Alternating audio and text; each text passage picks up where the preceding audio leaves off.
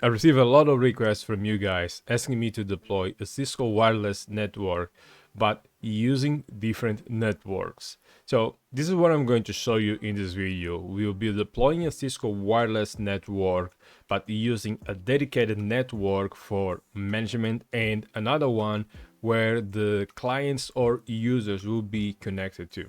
Okay, so this is the diagram or the topology we'll be using. So this is for you to use as a reference, and this is going to be a type of deployment that you might actually deploy in your company for your customer, or in case you're studying for any Cisco certification. This is also the type of deployment that normally you will find inside the companies. Okay, so for instance, in this topology, I'll be using the network 192.168.10 as the wireless network for managing the wireless devices, being the wireless LAN controller and the access points. Okay, and we'll have another network that's going to be the 192.168.20. That's where the end users will be connected to access the internet or any other resource on the internet. Okay, so I'll be using my PC to connect to this management network, and I have a switch that will be used as the default gateway and also the DHCP server. If you watch any of my previous videos about Cisco Wireless, you know that access points, they need to dynamically be assigned an IP address, and we'll be using the Cisco switch as the DHCP server for that purpose. Okay, now the switch is also connected to my VMware server, my hypervisor ESXi 7, and is connected through a trunk port. And it is very important that you pay attention to these connections. Okay, this is going to be a key differentiator for you to deploy this network.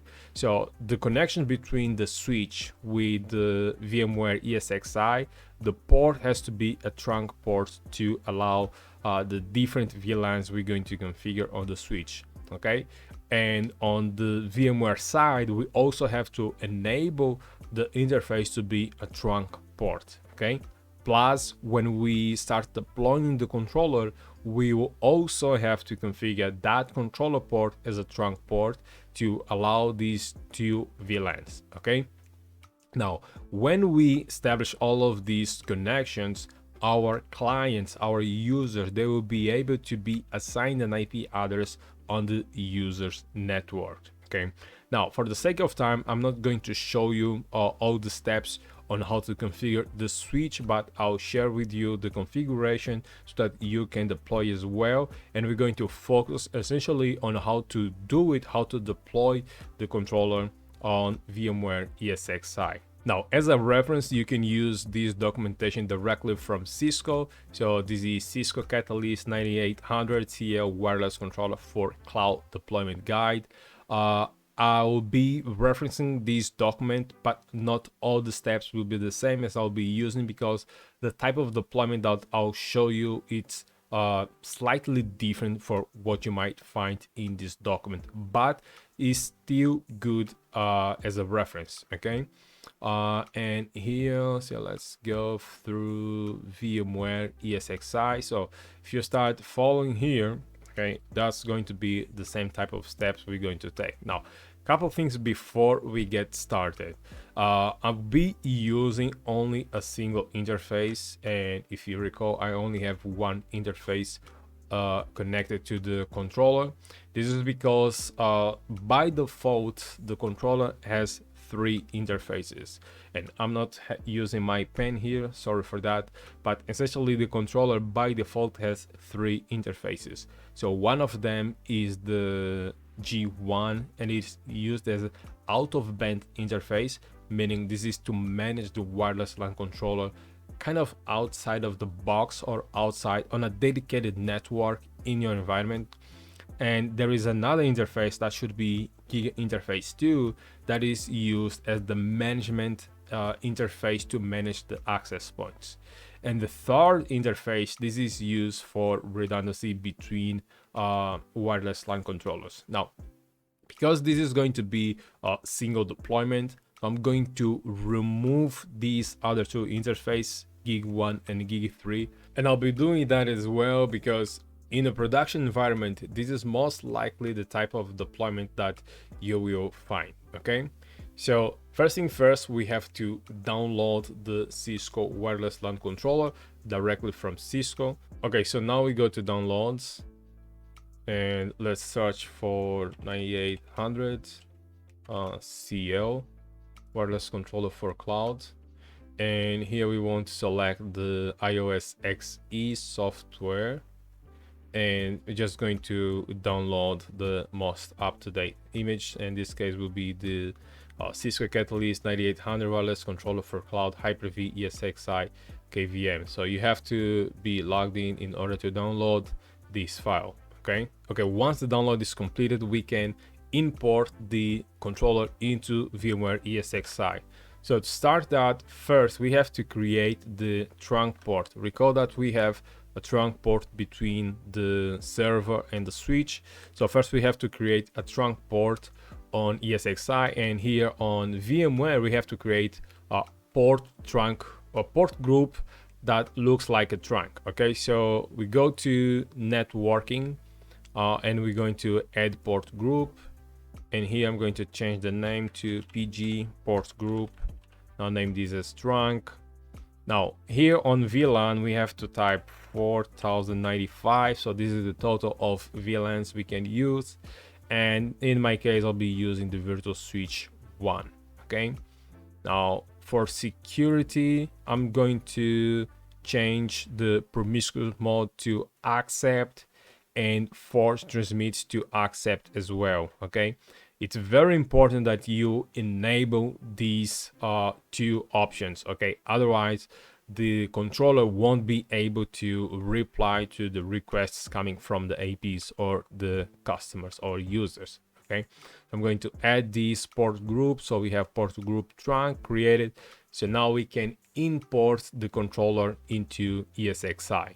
So navigate to virtual machines, and here we're going to create or register a new virtual machine. We're going to deploy a new VM from an OVF or OVA file. So we'll click on next, and we're going to type the name for this new VM, so it can be any name you want. And here we're going to either drag and drop or just select the file we just downloaded. Okay, then we click on next, and we're going to select the data store. This is where we want to send the file. And as I said, there we have by default 3 interfaces. Okay, we're going to remove gig 1 and gig 3 later on. One most important thing we want to do here is to select the new port group we just created, the trunk, and I can adjust these to take less resources. So I'm going to take the second option, so 1000 APs and 10,000 clients, just because I want. And very important for now to disable power on automatically. Okay, we don't want it to power on automatically because we have to remove those interfaces before we power on for the first time. Okay, we click on next and just make sure that everything is aligned with what we want, and we click on finish to start importing the controller into VMware ESXi. Okay, the controller was imported successfully, so I'm going to take a look at the properties. We're going to edit this machine now. So we want to remove port 1. We want to remove the port 3. Okay, and we're going only to have one single port, and that's going to be port number 2 or interface network adapter number 2, so whatever they call it. Additionally or optionally, we can create or add a serial interface. Now a serial interface will allow us to have console access to this controller without using directly the console inside ESXi or inside the VMware. Okay, and this is very helpful because if you want to troubleshoot and take a look at more logs, it just becomes very hard to do it directly on VMware ESXi. Okay, so we're going to click here on add other device. We're going to select serial port, and here on the output file we're going to change to use the network. Okay, now here on port URI we're going to select the address, and in my case I'm going to use this address, and here it says the protocol. In this case I'll be using Telnet, And the IP address, this is not the controller IP address, this is the VMware ESXI IP address, and the port I'll be using to connect to this server, to this controller specifically. Okay, so when I click out, so it should accept this option. Okay, so now I'm going to save this. Now we have to permit this remote access on ESXi. So to do that, we go to networking, firewall rules, and here let's search for serial, and we're going to select the option VM0 port connected over network. We're going to right click on it and we're going to select the option enable. Okay, just make sure that it is enabled. Yeah, it was enabled successfully. Just double check and it should show us. So VM, yes, that's what I want. So if we take a look at settings, we want to allow all connections from all IP addresses. Okay, so we have allowed the remote connection to this controller already. Okay, so now let's power on the controller. So we're going to select the controller and just power on. Okay, and we're going to open the console, and here we want to stop. Okay, so we want to select the option serial console. Okay, and through this option we'll be able to telnet to this console port from a remote PC. So I'm going to select serial console and I'm going to bring my PC. Okay, so here we're going to type to stop or to cancel the auto install, because we want to do the configuration manually. So would you like to enter the initial configuration dialog? We're going to type no.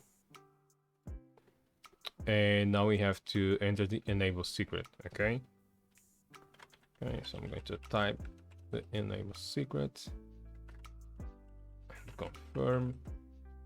Now I want to go to the iOS command prompt without saving this config, so I'm just going to select 0. Okay, because we're going to start from scratch. Okay, so this is the prompt. So we are inside the wireless LAN controller, and first thing first, let's get rid of these messages again, and that's better. Okay, first thing. Okay, so now let's give it a host name already, and so we should see that we have the show IP interface. We have only one interface, so that's gig 1.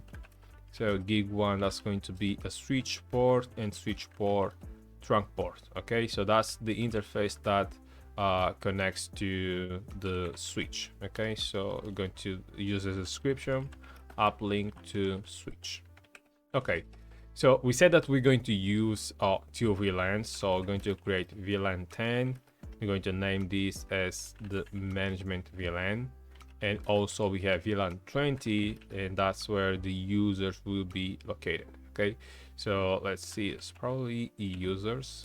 Okay, so now we're going to assign an IP address to these VLAN. So we're going to create the SVI. So for VLAN 10, the IP will be 192.168.10.251.255.255.250, and we want to enable the interface. We're going to do the same for VLAN 20. So 192.168.22.51, and that's going to be the IP and the sign. Okay, now for reachability purposes, I'm going to add a default route pointing towards the switch and using the management interface. So that's going to be 254. Now at this point, the wireless LAN controller should be able to reach the switch. Okay, so let's try to ping 10.251. Okay, so this is my own IP. Now the switch, okay, that's great, it's reachable. Awesome. So it means that we have layer 3 reachability and also layer 2. For the sake of time, I created this script just describing the next steps we have to take. Okay, so first we have to create an account, so user admin, to be able to log in into the controller, and then we're going to set the wireless interface that's going to be used for management. In this case, we want to use the VLAN 10, and we want to set these to be used as the management interface. Okay, next we want to configure the country, AP country, but first we have to disable the bands. So for 2.4 you have to shut down. Yes, I'm sure this is for now. Then we have to do the same for 5 gig. Yes, and this controller now supports 6 gigs. Okay, so depending on your controller version, you might not have 6 gig yet, but the most recent ones at the time of this recording, they already support 6 gig. Now we have to configure the AP country. Okay, yes, we are sure. And now we're going to enable those bands again. And I did something that I wasn't supposed to do. Okay, so no shot. For 5, the 2.4, and now for 6. Okay, so now we're going to configure the controller to sync the time with an NTP. So the switch is also an NTP server, so this helps a lot to avoid issues with certificates. And now we have to create a self-signed certificate so that the APs are able to join, to register to this controller. Okay, we have to do this on the privilege mode, not on the config mode. Okay, and I'm just going to copy all of these and paste right here. Okay, now it's going to start configuring this trust point. It's going to take a couple seconds or so, and once we complete this, we should be able to access the GUI interface of this controller. And if we have any access point connected to the network, you should be able to start registering to this controller as well. So it looks like it was successfully created, and we can validate that by running the command show wireless management. That's management trust point. Okay, so we want to see the trust point name, the certificate. Okay, so everything looks normal. Nice. Now we're going to save this, and let's try to log into this controller. Now we need to reach the controller using the management interface we just created. Okay, so let's proceed, and now let's try to log in with the username we just created and this password. Okay, and we should be able to see the initial dashboard for Cisco C9800 cloud version on VMware ESXI version 7. Okay, and looks like everything is okay.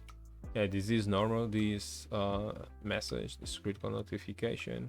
You can close this, and you can see that at this moment we don't have any wireless LAN, any access point. Okay, we have a couple settings here that we can start using, but now I want to take you to the process of registering an access point and allowing users to connect to this network. And for that, I'll be using another document as a reference, and I'll share this one also in the video description. And this is the Understand Catalyst 9800 wireless controllers configuration model, and it just gives a lot of details on how the things are done on this new model. Now, essentially, this is our access point, and the access point, it is assigned 3 tags. Okay, we have the policy tag, we have the site tag, and we have the RF tag. Now, policy tag, it combines 2 types of information, the SSID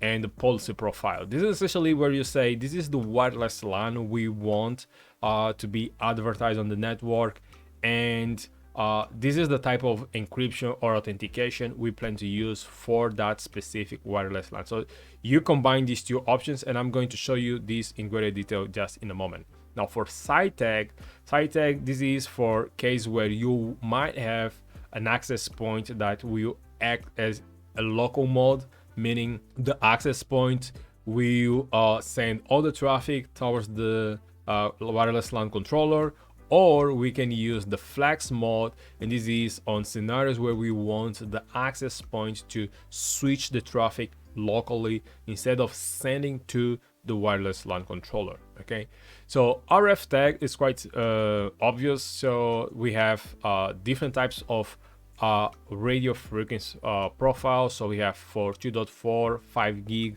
and now also 6 gig. So in case we want to adjust those parameters, for instance, we want the signal to use certain types of bands, or we want to disable other type of bands, so we can customize this. And these settings, these change, these features, we then combine on RF tag. Okay, so let's go back to our computer and I'm going to walk you through this configuration. Okay, connected the access point. We have one access point, and it looks like it just registered successfully to this wireless LAN controller. And you can see that by default, it is assigned a couple of tags. Okay, so this is the IP address, and so we have 3060. That's not what I want. Let's take a look from this perspective, so I can see which tags are assigned to these access points. So we have the LAN and policies. Oh, this is the policy tag, this is the site tag, and this is default RF tag. Okay, so these are assigned by default. Okay, so how do we create tags and assign them to the access points? So we'll begin by going to VLAN 2. Just make sure that we have our VLANs created, so VLAN 20. So we want users to be connected to this network 192.168.20. So take a look at VLAN. We should see the name of VLAN 20 is users. Okay, so if you recall, the first thing I showed you on the diagram was site tag, and site tag is the combination of double LAN profile and policy profile. So let's go to configuration on double LANs. Okay, tags and profiles, double LANs, and here we're going to add a new double LAN and just going to name these as double LAN users. Okay, and LAN, and we want the SSID to be the same name, so this is going to be enabled. I want to disable 6 gig for now. I'm not going to use this. As for security, we want, I want to reduce this a little bit. Yes, we want to disable 802.1x, and I'm going to enable pre-shared key. Okay, and I'm going to set a password. I'm just going to reduce this a little bit. Yep, so the pre-shared key. Okay, this is the pre-shared key that users we have to enter if they want to join to this SSID. Okay, so everything is green, is great. I'm just going to increase a little bit. So we have the double LAN profile. So next is the policy profile. So we go to configuration, tags and profiles, policy, and here we're going to create a new policy profile. Recall that by default there is a default policy profile, but it is disabled. Okay, so we want to create our new policy profile. Now name these as policy profile. I'm just going to name these as Lisbon, because we can use different policy profile per site. We want to enable these. We're going to leave everything else as default.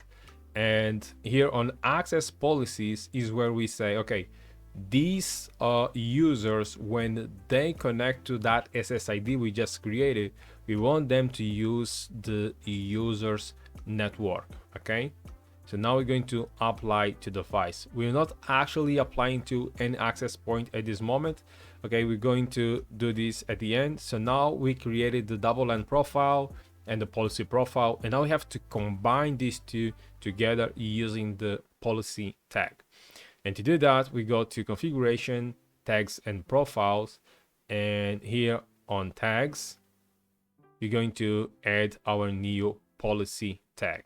And I'm just going to change this to policy tag. Okay, Lisbon, just keep everything easy to understand. And we're going to add a new policy. We're going to select the double LAN profile we just created. We call that double LAN users, and the policy profile, that should be policy profile Lisbon. Okay, I'm going to confirm that. Okay, can we see? Yes, it's here. And we're going to apply to device. Now the next step is to create the site tag, and the site tag needs the AP join profile or the flex profile. In this case, we'll be using just the AP join profile, and we're going to create a new AP profile. Okay, again, we're going to name it as AP. So I'm going to change this to AP profile Lisbon. Enter country codes. Let's change this to PT Portugal, and time zone. I'm just going to change this to use controller, and NNTP. I'm just going to reference my switch. It's 254.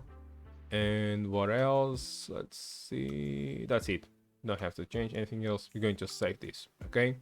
So now let's go to site tags. So again, tags and profiles, tags, and we have another column here. So another tab. We're going to add a new site tag for Lisbon. Site tag for Lisbon.